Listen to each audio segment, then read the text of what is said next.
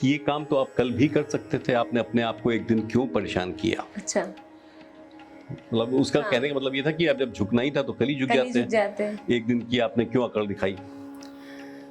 तो बाबा ने जवाब दिया कि प्रकाशक महोदय, ये वो कविताएं नहीं है जो मैं कल लाया था, ये वो कविताएं हैं जो मैंने कल से आज तक में लिख दी हैं आपके लिए। बहुत ही बेहतरीन। रना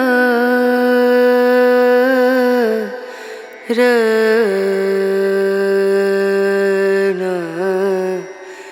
रनु।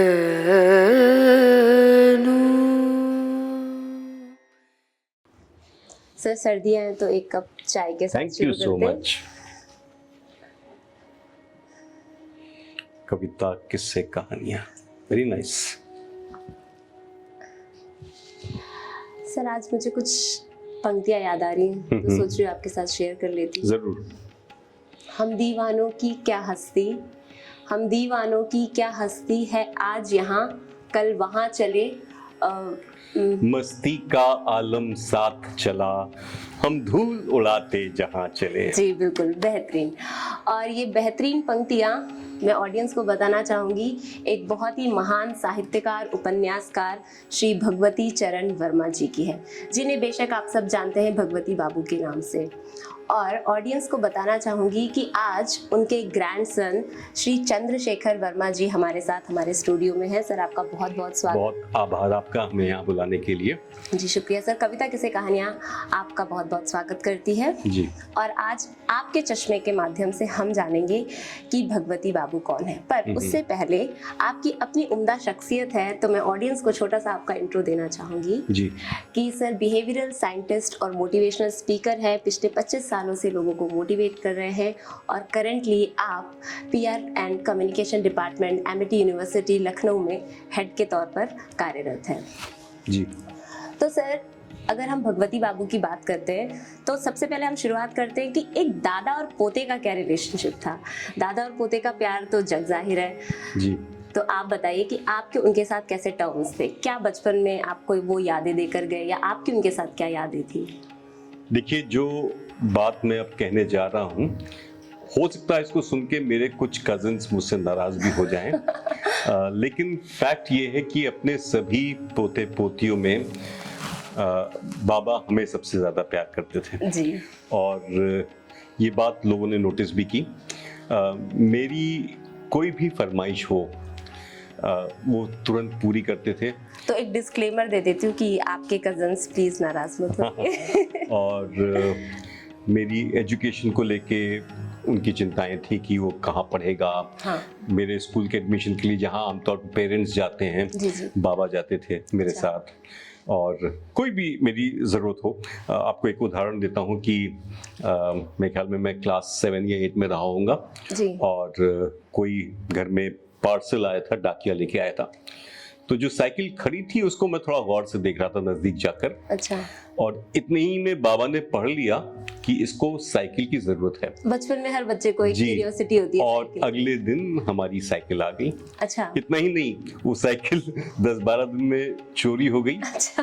तो मुझे बहुत दुख हुआ और मुझे लगा कि अब बाबा नाराज होंगे। हाँ। लेकिन नई साइकिल भी 2 दिन के अंदर आ गई। जी। और उस वक्त साइकिल खरीदना एक बड़ी बात हाँ, बड़ी बात होती थी आपके समय में। तो बहुत सारी ऐसी यादें हैं जहाँ पर मुझे मालूम है कि मेरी और बाबा की बॉन्डिंग बहुत थी। हमें बहुत ज़्यादा बात नहीं होती थी। जी। बाबा मतलब जनरली बहुत बात नहीं करते थे, लेकिन तब भी आंखों आंखों में उनकी आंख से मुझे ये पता चल जाता था कि वो मुझसे खुश हैं जी। कि नाराज हैं। तो मैं अपने हिसाब से तय कर लेता था कि आज ये बात करनी है या नहीं करनी। जी। तो मतलब वो आपकी चीजें समझ जाते थे और आप उनकी बातें समझ जाते थे। एक अच्छा बॉन्ड जैसा एक दादा पोते में होता है, तो वैसा था। बहुत ही खूबसूरत। अच्छा, अगर भगवती बाबू की बात हम कर रहे हैं तो हम उनकी एक लेखन की जो जर्नी है कि अपने लेखन के साथ साथ वो एक कथाकार, एक उपन्यासकार, और मैंने सुना है कि उन्होंने बहुत सारी हिंदी फिल्मों की स्क्रिप्ट राइटिंग भी करी है। तो मैं जानना चाहूंगी कि ये जर्नी उनकी कैसे शुरू हुई या फिर उस जर्नी में वो कैसे आगे बढ़े, तो ये जरूर आप बताइए। देखिए, कोई भी साहित्यकार होता है वो अपने जीवन के जो व्यक्तिगत अनुभव होते हैं जी, उनसे ही साहित्य की रचना शुरू करता है। और बाबा का जो बचपन था वो विषमताओं में बीता। उनके पिता का देहांत काफ़ी उनकी अल्पायु में हो गया था। मतलब बाबा उस वक्त शायद 5 या 6 वर्ष के रहे होंगे जब उनके पिताजी का निधन हो गया, और घर में सबसे बड़े थे, तो बहुत जल्दी ही उनके ऊपर जिम्मेदारियां आ गई। बड़े बच्चे को जिम्मेदारियां, तो ये जो अंदर से व्यक्ति उद्वेलित हो जाता है, चैलेंज हो जाता है, तो फिर वो सृजन करने लगता है। तो मेरे ख्याल में उनकी जो क्रिएटिविटी थी वो वहां से शुरू हुई होगी। इस बारे में हमारी उनसे कभी बात नहीं हुई, पर मैं ऐसा कयास लगा रहा हूँ, ऐसा अंदाज लगा रहा हूँ कि ऐसा हुआ होगा। फिर उन्होंने जीवन को एक बोहेमियन की तरह देखा, मतलब वो ऑब्जर्व करते थे चीजों को, और जब कोई ऑब्जर्व करता है तो उसके इनपुट्स ज्यादा स्ट्रांगली आते हैं। तो इस तरह से उनके साहित्य सृजन की यात्रा शुरू हुई। मुझे लगता है कि हर क्रिएटिव पर्सन चीजों को ऑब्जर्व करता है जी, उसकी ऑब्जर्व जो पावर होती है वही उसकी क्रिएशन हो जाती है। अब भगवती बाबू के बारे में एक बात जो मैंने बहुत सुनी है, इनफैक्ट वो खुद इस बारे में बात करते थे, वो खुद इस सिद्धांत को मानते थे, जहाँ तक वो अपने जीवन को एक धारावाहिक के तौर पे मानते थे। और ये कितनी खूबसूरत बात है, जीवन का एक दर्शन है कि हमारा जीवन एक धारावाहिक, एक सीरियल है जिसका अगला एपिसोड क्या है हमें नहीं पता, बट फिर भी हम सारे रंगों को लेकर जी रहे हैं। तो भगवती बाबू का ये जो फिलॉसफी था लाइफ को लेकर, तो ये आप इसके बारे पे थोड़ा प्रकाश डालिए और हमारे यूथ को बताइए कि लाइफ की फिलॉसफी को एक धारावाहिक, जीवन को एक धारावाहिक समझना कैसा रहेगा। देखिए, जो आपने बात कही धारावाहिक की जो सबसे खास बात होती है ये कि अगला एपिसोड क्या होगा नहीं पता होता है। नहीं पता होता। और यही बाबा के साथ भी था। जब वो अगले दिन सुबह उठते थे तो उनके लिए एक नया दिन होता था जी। और कोई खास प्लानिंग वो नहीं करते थे। और एक दर्शन है नियतिवाद का जी। यानी जीवन जैसे जैसे आता जाएगा हम उसको वैसे वैसे जीते हैं। और बहुत ज़्यादा योजना नहीं बनाते थे, बहुत प्लानिंग बनाते भी थे तो वो सफल नहीं होती थी। उनमें से अधिकतर बहुत प्लानिंग करते थे लेकिन वो कुछ सफल नहीं होती थी। सिचुएशंस बेस्ड हो जाती है। और इसीलिए शायद उनको लगता था कि जब कुछ अपने हाथ में है ही नहीं जी। अब जिसके पिता का निधन इतनी अल्पायु में हो जाए तो वो समझता है कि ये इसमें मेरे कोई गलती नहीं थी, नियति का एक टर्न था जब ऐसा हो गया। तो वो जीवन को फिर ऐसे ही जीने का प्रयास करता है। आपको मैं एक इंटरेस्टिंग इंसिडेंट बताता हूँ कि जब वो इलाहाबाद विश्वविद्यालय में ग्रेजुएशन की पढ़ाई के लिए गए, अच्छा, तो उनसे पूछा गया कि आप कौन कौन से विषय लेंगे। तो उनका जो उत्तर था वो ये था कि देखिए मैं 3 घंटे यहाँ आ पाऊंगा, 10 से 1, तो इन 3 घंटों में जो भी सब्जेक्ट पढ़ाए जाते हैं वो मुझे दे दीजिए। अच्छा, ये उन्होंने यूनिवर्सिटी में जाके तो यानी हम अपनी तरफ से कुछ भी नहीं चुन रहे हैं। हाँ। जैसे जैसे मेरी जरूरत के सामने चीजें आती जाएंगी मैं उनको अपने जीवन में अपनाता जाऊंगा। मतलब ये दर्शन की सब्जेक्ट भी हम अपनी मर्जी से चुन रहे हैं जो 3 घंटे। हालांकि मैं ये जो हमारे युवा देख रहे होंगे इस कार्यक्रम को, मैं उनसे ये नहीं कहूंगा कि आप कंप्लीटली सब कुछ छोड़ दीजिए, लेकिन बहुत ज्यादा प्लानिंग से भी कुछ बनता नहीं है। होइए वही जो राम रचि राखा, तो होता डेस्टिनी में जो आपके लिखा है वही होता है। लेकिन जिस क्षण आप जहां पर हैं वहां पे पूरी एकाग्रता के साथ, परिश्रम के साथ काम करिए, तब सफलता मिलती है। जी, मुझे लगता है आखिरी की लाइन उन्होंने भी इस बात पे प्रकाश डाला था, भगवती बाबू ने। उनके कुछ पिछले इंटरव्यूज में मैंने देखा है कि चारवाक की एक फिलॉसफी होती है ना, तो वो उसको मेरे ख्याल से बहुत फॉलो करते थे। बट उनके चारवाक में एक संयम था। हाँ, अगर एग्जैक्टली चारवाक की बात करें तो वो तो ये कहते थे कि घी खाओ चाहे उधार लेना पड़े। हाँ, लेकिन वो मतलब उधार से तो बहुत चिढ़ते थे। शायद ही उन्होंने जीवन में कभी उधार लिया हो। तब था भी नहीं इतना क्रेडिट कार्ड्स वगैरह का जमाना। लेकिन अदरवाइज उनका जीवन यही था कि आज को जीना सीखो। गुजरे हुए कल की और आने वाले कल की फिक्र उतनी ज्यादा मत करो। उतनी ज्यादा जी बिल्कुल, ये बहुत इंटरेस्टिंग बात थी। अब हम अगर उनकी लेखन जर्नी को और आगे बढ़ाते हैं, भगवती बाबू की लेखन जर्नी को, तो वो एक वर्सेटाइल लेखक थे जिन्होंने सारे मुद्दे पकड़े। उन्होंने राजनीति पे भी लिखा है, उन्होंने प्रेम भी लिखा है, उन्होंने प्रेम से जनित काम समस्या को भी उन्होंने सृजित किया, उन्होंने आर्थिक मुद्दे भी लिखे हैं। तो वो एक वर्सेटाइल राइटर होने के साथ साथ वर्सेटाइल पर्सन कितने थे, और वर्सेटैलिटी आज हमारे लिए कितनी जरूरी है, आज के यूथ के लिए कितनी जरूरी है कि लोग मोनोटोनस ना हो।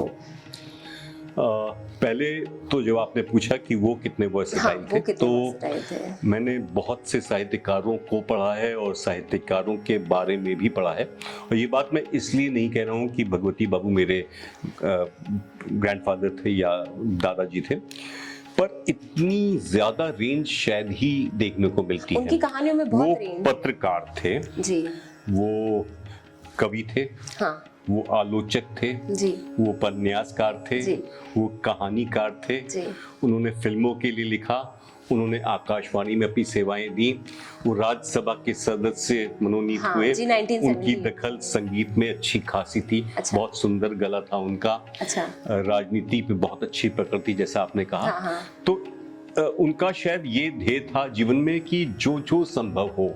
जी, देखिए क्या होता है, फिर मैं ये बात अपने बाबा की अपनी नहीं कर रहा हूँ, कि जो जीनियस होगा वो कोई भी फील्ड पकड़ लेगा, उसमें अच्छा ही करेगा, ये मेरा मानना है। हाँ। तो आपने जब बाबा ने जब पत्रिका निकाली, विचार नाम की पत्रिका कलकत्ता से निकाली, बहुत लोकप्रिय हुई। फिल्मों में जब वो आए तो उन्होंने एक से एक हिट फिल्मों की स्क्रिप्ट्स लिखी। मैं आपके दर्शकों को बता दूं कि यूसुफ खान साहब को दिलीप कुमार का नाम हमारे बाबा ने दिया जी, था। ऐसा? हाँ, उनकी तो पहली फिल्म बाबा ने लिखी थी जिसका नाम था ज्वार भाटा। और जब वो आए यूसुफ खान साहब, तो देविका रानी ने कहा ये नाम शायद ना चल पाए, अच्छा, तो इनको दूसरा नाम दे दीजिए। तो मैं ऑडियंस को बताना चाहूंगी कि जिन्हें आप दिलीप कुमार नाम से जानते हैं, उनका असली नाम यूसुफ खान था और उन्हें दिलीप कुमार नाम देने वाले भगवती बाबू थे। तो उन्होंने फिल्मों के लिए लिखा, और जब मन उचट जाता था जी, तो वो चल देते थे। जो आपने अभी शुरू में पंक्तियां कही थी ना, हाँ, कि हम दीवानों की क्या हस्ती है, आज यहाँ कल वहाँ चले, मस्ती का आलम साथ चला, हम धूल उड़ाते जहाँ चले। जी, वो बेहतरीन कवि भी थे।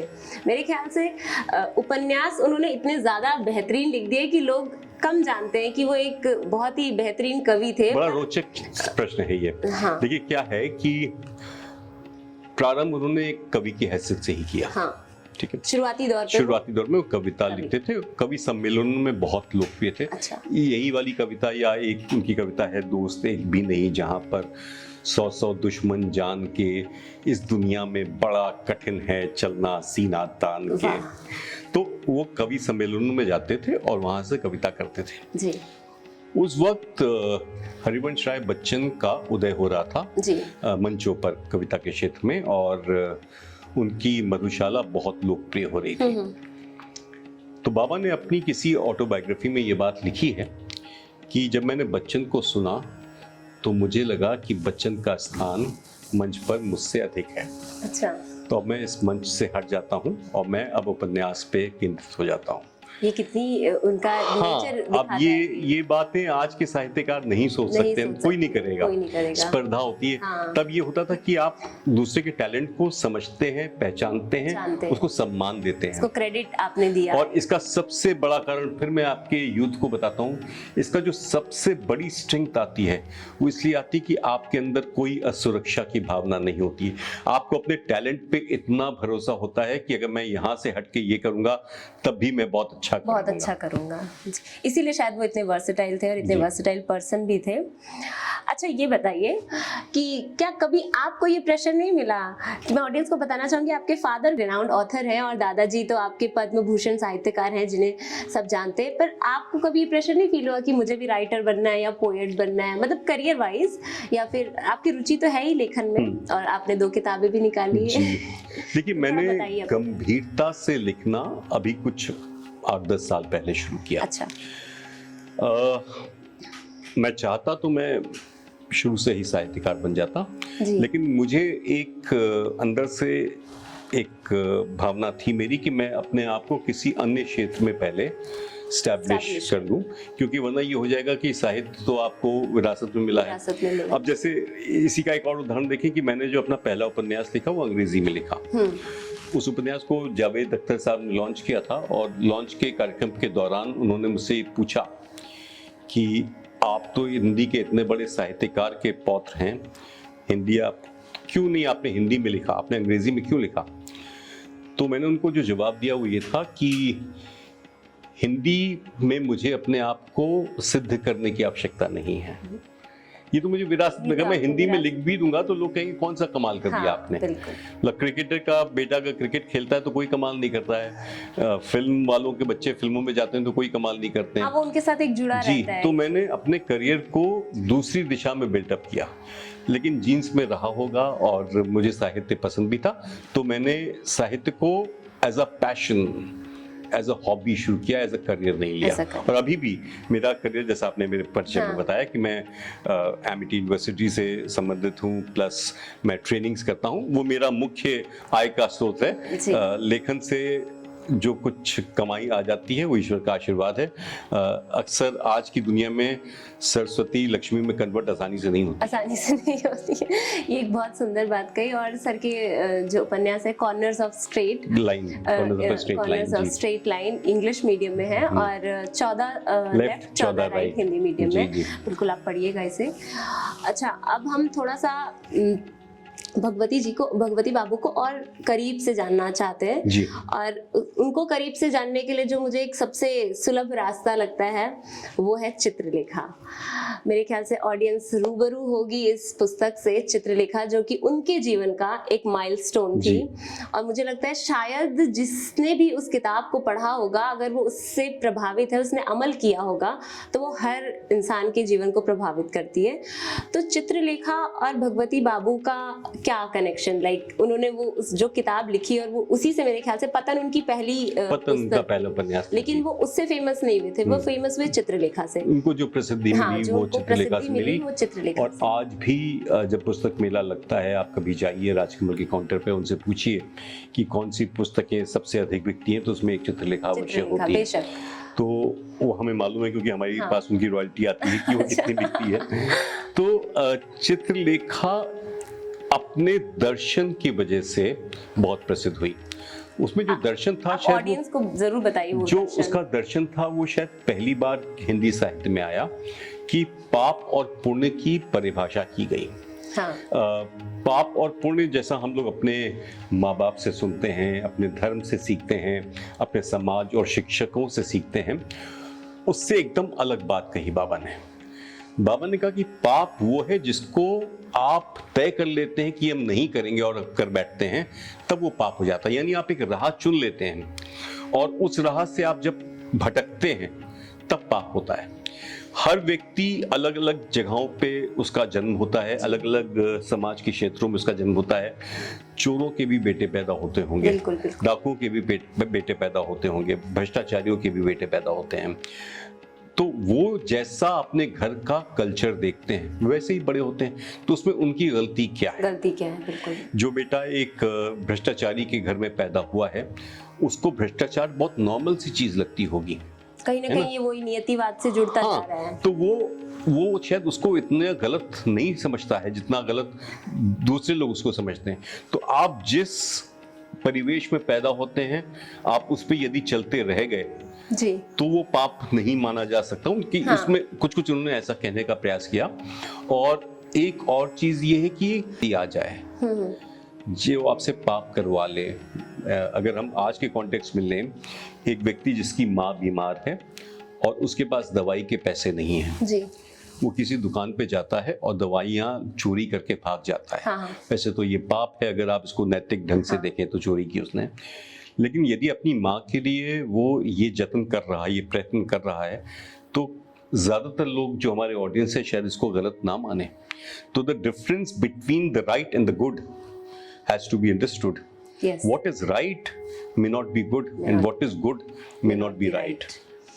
तो बेसिकली उन्होंने चित्रलेखा में ये बात कही भी है कि मनुष्य परिस्थितियों का दास है जी। जो उसके सामने सिचुएशन है वो उसके अकॉर्डिंगली वर्क करता है। तो पाप पुण्य जैसा कुछ नहीं है, ये हमारी दृष्टिकोण की क्षमता है। एकदम बहुत बेहतरीन। और अगर अब हम चित्रलेखा की बात कर रहे हैं तो हम चित्रलेखा को बिल्कुल थोड़ा आगे बढ़ाएंगे, क्योंकि ये एक ऐसी नॉवल है जो एक तरीके से पूरा दर्शन इसने समेट रखा है। तो और मुझे बेसिकली बहुत पर्सनल फेवरेट भी है ये मेरी, तो मैं इस पे थोड़ी ज़रूर बात करूँगी कि चित्रलेखा में उन्होंने एक जो प्रेम दिखाया है, प्रेम के साथ साथ उन्होंने एक काम वासना को सृजित किया है, एक फीलिंग है ये भी। तो मैं इसको आज के यूथ के लिए कितना रिलेटेबल मानूं, और मतलब मेरा ये पूछना है कि जो आज का यूथ है वो कहीं ना कहीं प्यार और लस्ट की जो फीलिंग होती है उसमें, उसके ऊहापोह में उलझा है, उसे नहीं समझ में आ रहा है कि प्यार क्या है, लस्ट क्या है, दोनों ही फीलिंग्स है। बट क्योंकि भगवती बाबू ने अपने नॉवल में कहा है कि प्रेम में अपवित्रता का कोई स्थान नहीं है, तो पर मुझे लगता है कि लस्ट भी एक फीलिंग है, प्यार भी एक फीलिंग है। तो यूथ इन दोनों के बीच कैसे बैलेंस करे, इस पे थोड़ा आप। देखिए, बड़ा महत्वपूर्ण सवाल है खासतौर से आज के युवा के लिए, और इसका उत्तर मैं एक भगवती बाबू का पौत्र होने के नाते तो दूंगा ही, पर एक मनोवैज्ञानिक पर्सपेक्टिव भी इसका है, जो मैं स्वयं मेरी सोच है, मैं बताता हूँ। मैंने अपने उपन्यास में कहीं लिखा भी है कि सेक्स और lust is a product of love, not the other way around. जी ना, यदि प्रेम है तो ये शायद अपरिहार्य है, ये हो ही जाएगा कि आप उसको, वो कन्वर्ट होगा। दो लोग का अट्रैक्शन है, दो लोग के बीच में एक आकर्षण है, तो वो ईश्वर की प्रदत्त चीज है, जो वासना है जिसको आप कह रही हैं। लेकिन क्या हो रहा है कि आज के समाज में यदि शुरुआत ही वासना से होगी, तो पहले आपने अपनी वासना को सेटिस्फाई कर लिया, फिर आपने कहा हमें प्रेम भी है, तो ये बात कुछ बेमानी सी लगती है ना। आप में प्रेम पहले हो जाए, आप प्रेम को पूरा पहले एक दूसरे के, देखिए मेरी जो नॉवेल है यहाँ पे मैं लाने की कोशिश कर रहा हूँ। मेरी novel corners of a straight line बात करती है कि जब दो, एक पुरुष और एक महिला, या और जेंडर्स को भी हम ले सकते हैं इसमें, जब उनमें निकटता होती है तो उसके 4 कारण हो सकते हैं। पहला तो बहुत स्वाभाविक है कि वो शारीरिक कारण होगा, आकर्षण, क्योंकि हमारी आंखें जो देखती हैं हम उस पर रिएक्ट कर जाते हैं। और आजकल तो ज्यादातर मेरे ख्याल में 90% लव स्टोरीज शुरुआत फिजिकल अट्रैक्शन से होती है। हमें वो अच्छा लगता है इसलिए हम उससे बात करते हैं, फिर प्रेम होता है। Second is your intellectual side, कि आपका मस्तिष्क भी एक पार्टनर में अपनी फीड मांगता है। इसको लेके एक टर्म है बहुत ही प्रचलित, सैपियोसेक्सुअल बोलते हैं। करेक्ट, तो वो भी एक जरूरी चीज हो गई। तीसरी हो गई कि आपका इमोशनल कनेक्ट भी होना चाहिए, इमोशनली आप एक दूसरे के कंपैटिबल हों। और चौथा स्पिरिचुअल साइड भी है। तो मेरी जो किताब है उसमें हमने इन चारों पक्षों को उभारा है। जो मेरा प्रोटैगनिस्ट है उसके जीवन में 4 लड़कियां आती हैं अलग अलग समय पे, और वो एक एक एलिमेंट को रिप्रेजेंट करती हैं। The first girl is about emotions, second girl is about physical attraction, third girl is about the mental connection, and fourth girl is about spiritual connection. मेरा ये मानना है कि प्रेम में चारों की आवश्यकता है, और जब तक ये चारों नहीं होंगे तब तक प्रेम को संपूर्ण नहीं कह सकते। बिल्कुल। तो यहाँ पर अगर आप सेक्स को किनारे करके इमोशनल साइड उसकी देखें, इंटेलेक्चुअल साइड उसकी देखें, स्पिरिचुअल साइड भी देखें, और सेक्स को 1/4 मान लें, तो उसमें कोई खराबी नहीं है। लेकिन अगर सेक्स 90% है और बाकी चीजें 10% में सिमट रही हैं, तो जिस दिन सेक्सुअली एक्टिवेशन कम हो जाएगा या सेक्सुअल चार्म कम हो जाएगा, रिलेशनशिप खत्म हो जाएगी। मुझे लगता है आजकल के रिलेशनशिप में जो इतने ट्रबल्स हो रहे हैं, कहीं ना कहीं इसका यही रीजन है कि once you get saturated sexually, फिर आपको लगता है अब उसमें कुछ बचा ही नहीं, कुछ बचा ही नहीं है। और मुझे लगता है लोग एक ही साइड को पकड़कर चल रहे हैं, इसीलिए वो आगे नहीं बढ़ पा रहे हैं, मतलब उनके रिलेशनशिप्स कंटिन्यू नहीं हो रहे, लोगों के बीच में जो मतभेद चल रहे हैं। तो ये एक सीखने वाली बात है अगर हम उस नॉवल के गो थ्रू होते हैं तो। जी। अब हम आते हैं भगवती बाबू के उस साइड पर जो मेरे ख्याल से आज जो उन्होंने उस समय लिखा उससे आगे का लिखा, विमेन्स के बारे में। उनकी नॉवेल्स मेरे ख्याल से बहुत हद तक विमेन ओरिएंटेड रही हैं। उन्होंने एक विमेन का सशक्त किरदार अपने नॉवेल्स में उभारा है। तो आज विमेन एम्पावरमेंट की बात हम लोग आज कर रहे हैं, आज फिलोसफीज लिखी जा रही है, बट उन्होंने उस समय पे ये दृष्टिकोण अपना दिखाया। तो उसके विमेन ओरिएंटेड नॉवेल्स या उसके बारे में आप कुछ थोड़ी चर्चा करिए। देखिए, जितना मेरी जानकारी है, सैकड़ों रिसर्च इंडिया में इस विषय पे हुई है कि भगवती चरण वर्मा के उपन्यासों में जो नारी चित्रण है उस पर, और मुझे मालूम है कि बहुत लोगों ने इस पर रिसर्च की है। बहुत स्ट्रॉन्ग कैरेक्टर्स उन्होंने डेवलप किया, चाहे वो चित्रलेखा हो चाहे इंस्टॉलमेंट हो। क्या है कि चूंकि वो उनका जन्म हुआ था शफीपुर में, उन्नाव के पास। अच्छा। फिर वो अपनी स्कूली शिक्षा उनकी कानपुर से हुई, फिर उन्होंने यूनिवर्सिटी से, इलाहाबाद यूनिवर्सिटी से ग्रेजुएशन किया। लेकिन उसके बाद वो कलकत्ता, बम्बई, दिल्ली जैसे महानगरों में रहे। और वो महानगर जो आम तौर पे भारत का जो दूसरा हिस्सा था, छोटे शहर या गांव का हिस्सा, उससे कहीं आगे चल रहे थे। क्योंकि आप बेसिकली भगवती बाबू उन्नाव से थे, एक छोटा शहर था, है ना। तो वो जब वहां पे गए तो उन्होंने वो पर्सपेक्टिव देखा जो ओपननेस था। दूसरा, उन्होंने पढ़ाई बहुत की, पढ़ा, मतलब उन्होंने थाया उपन्यास को एक रात में पढ़ डाला था इतना। तो क्या था कि उनके मन में वो जो संकीर्णता थी वो नहीं थी, ओपन हो गए थे, लिबरल हो गए थे। तो जब वो आप लिबरल हो जाते हैं तो उनका जो व्यक्तिगत जीवन है, जिसकी मैं बात अभी नहीं कर रहा हूँ, उसमें भी वो काफी लिबरल थे। तो जब आप लिबरल हो जाते हैं तो जाहिर सी बात है आप दोनों जेंडर्स को इंपॉर्टेंट ट्रीट करते हैं, या शायद स्त्री के चरित्र को आप थोड़ा ऊंचा ही पेडेस्टल पे रखते हैं। तो ऐसी वजह से आप उनके बोल्ड कैरेक्टर्स को देखें। रेखा एक उनका उपन्यास है। अच्छा। और रेखा उपन्यास आज आप पढ़ेंगे 2023 में, तो भी आपको लगेगा कि शायद आज के समय से भी आगे है। बिल्कुल। तो इतना बोल्ड सब्जेक्ट उन्होंने, एक्स्ट्रा मैरिटल अफेयर्स या जो टॉप पोजीशन पे औरतों का होना, कमांडिंग औरतों का होना, ये सब उन्होंने उस वक्त लिख दिया था। यानी हम जो आज की रियलिटी, यानी आज से 80-90 साल पहले लिख दिया था। बिल्कुल। तो और मेरे ख्याल से आज के राइटर्स भी ये लिखने से थोड़ा डरते हैं, कंट्रोवर्शियल मुद्दे लेने से सब डरते हैं कहीं ना कहीं। और उनकी देखिए एक फर्क है आज के राइटर्स में और उस जमाने के राइटर्स में, without offending anyone I want to say that, आज के राइटर्स में ज्यादातर इसलिए लिख रहे हैं कि उनको लिखने में वो दिल से नहीं लिख रहे हैं। उनको लगता है ये मुद्दा चल रहा है तो इस पे लिख दो, ट्रेंडिंग है तो लिख दो। आजकल it is fashionable to write about women liberation और जेंडर इक्वालिटी, वो अंदर से महसूस नहीं करते हैं। बिल्कुल, है ना। तो मैं तो इस पे बहुत व्यंग लिखता हूँ। एक मेरा व्यंग है कि एक साहब ने अपने किसी मित्र को बताया कि मैं जेंडर इक्वालिटी में विश्वास करता हूँ और मेरी पत्नी घर में खाना नहीं बनाती है। अच्छा। तो उन्होंने कहा, घर में खाना कौन बनाती है? कहते मेड आती है। तो ये जेंडर इक्वालिटी है उनकी। तो ऐसे ही कुछ इंटरेस्टिंग बात अभी अपने ऑडियंस को बोला कि मैं उनके व्यक्तिगत जीवन में नहीं जा रहा हूँ, तो मुझे लगता है शायद कुछ इंटरेस्टिंग है आपके पास उनके निजी जीवन से। कोई ऐसी इंटरेस्टिंग सी बात जो हमारी ऑडियंस कनेक्ट कर पाए? देखिए, हैं तो बहुत सारे किस्से, और एक दो किस्से मैं आपको बताता हूँ जो बहुत इंटरेस्टिंग है। एक बार वो उस वक्त बम्बई में रहते थे और लखनऊ में किसी काम से आए हुए थे। और ये किस्सा मैं कई बार सुना चुका हूँ, लेकिन हर बार लोगों को अच्छा लगता है, इसलिए मैं फिर सुना रहा हूँ आपको। हाँ, हमारी ऑडियंस भी बिल्कुल जी, हो सकता है ऑडियंस को पहली बार सुनने मिले।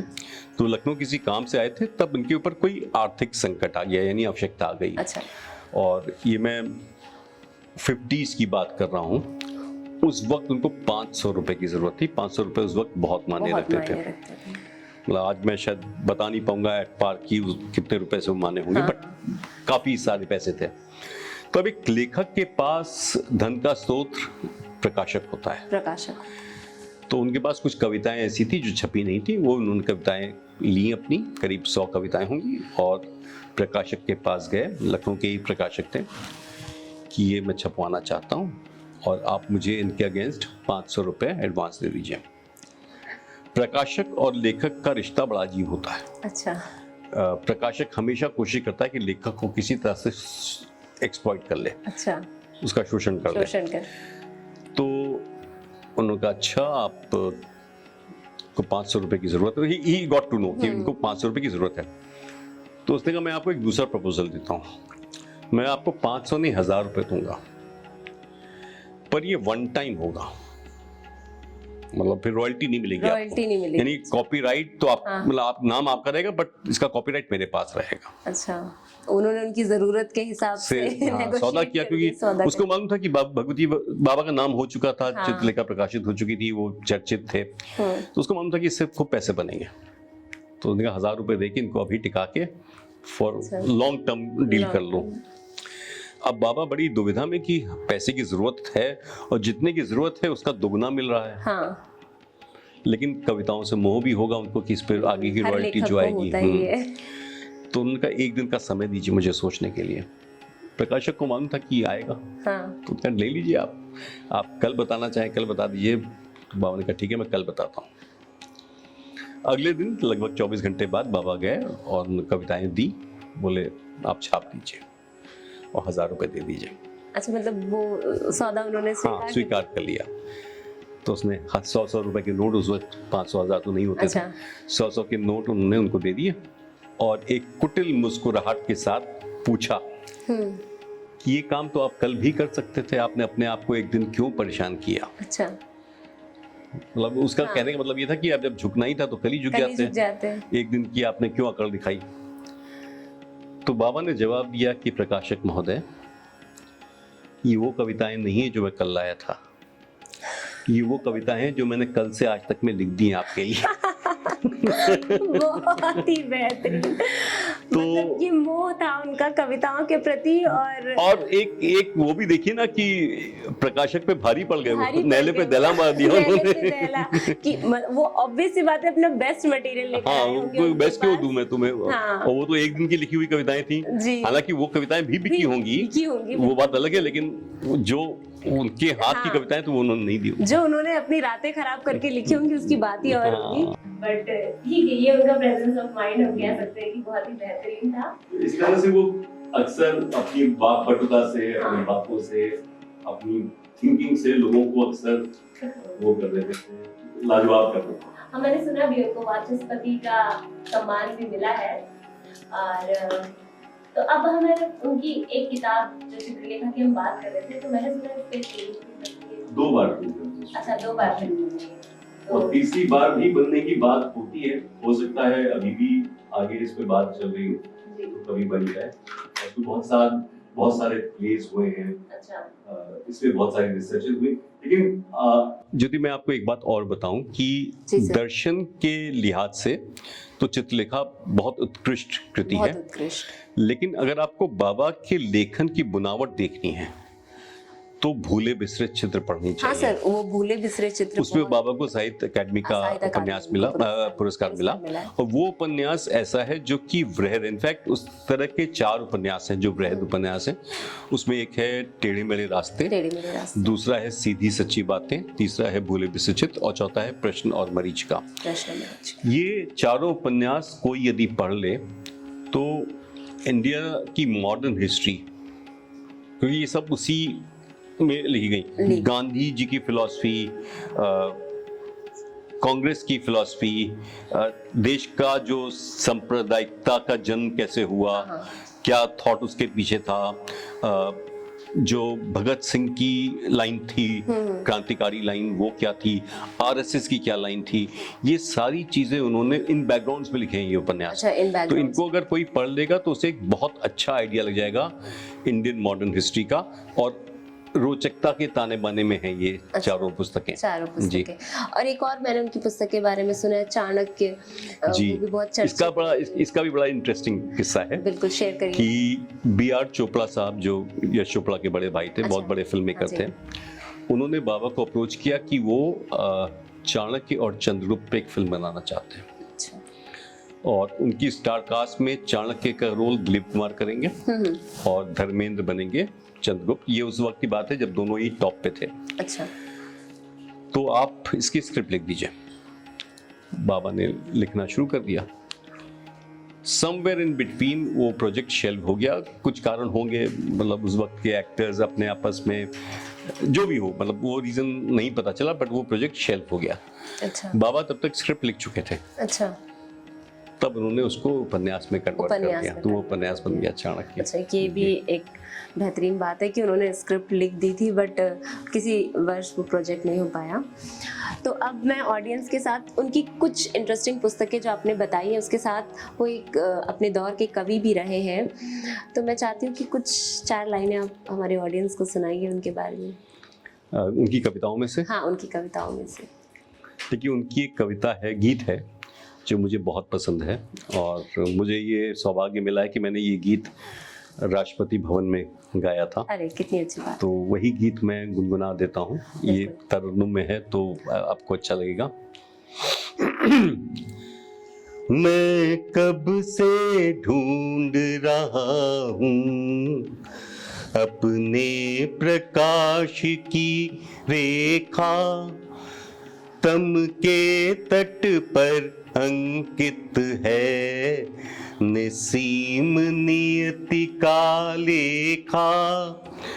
देने वाले को अब तक मैं देख नहीं पाया हूँ, पर पल भर सुख भी देखा, फिर पल भर दुख भी देखा।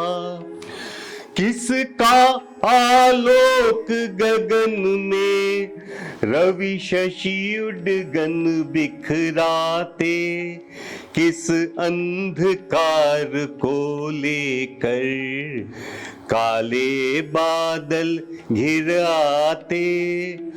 उस चित्रकार को अब तक मैं देख नहीं पाया हूँ, पर देखा है चित्रों को बन बन कर मिट मिट जाते। बहुत ही बेहतरीन सर। और ये धुन बाबा की है, धुन उनकी है, उनकी धुन है, गीतकार भी थे वो, और इतनी अच्छी धुन और आपने इतना बेहतरीन सुनाया है। तो अब ऑन द होल हमारी जो ऑडियंस है उसको आप, एक होता है ना कि जैसे जो बिल्कुल नहीं जान रहे भगवती बाबू को, बहुत से लोग जान रहे हैं बट कुछ जो नए बच्चे हैं जो नहीं जान रहे भगवती बाबू को, एक शॉर्ट में बताइए कि क्या वो एक पर्सनैलिटी थे और आज भी वो इतने प्रासंगिक हैं, उनका लिखा हुआ इतना रिलेटेबल है, तो ऑडियंस को एक लास्ट। सबसे पहले जो उनसे सीखने वाली चीज़ है, जो मैंने भी सीखी है, वो है वैरायटी। एक रास्ता जीवन में आपको बोर कर देगी, हाँ बिल्कुल, ठीक है। और जब आप कई जगहों पर अपने आप का विस्तार करते हैं तो आपको एक आंतरिक संतोष मिलता है, मुझे भी मिलता है क्योंकि मैंने भी अपना विस्तार बहुत किया है। अच्छा। तो सबसे पहले वैरायटी। दूसरा ये कि आपके अंदर एक जो गीता की फिलॉसफी भी है कि आप सुख और दुख को एक भाव से देखें। छक कर सुख दुख के घूंटों को हम एक भाव से पिए चले, ये हम दीवानों की क्लासिक लाइन है कि जब सुख आए तो सुख को सुख की तरह भोगो और दुख को भी उसका एक वो समझो कि वो भी आएगा, तो आप ज्यादा विचलित न हो और जीवन को चलने दे जैसा वो आ रहा है।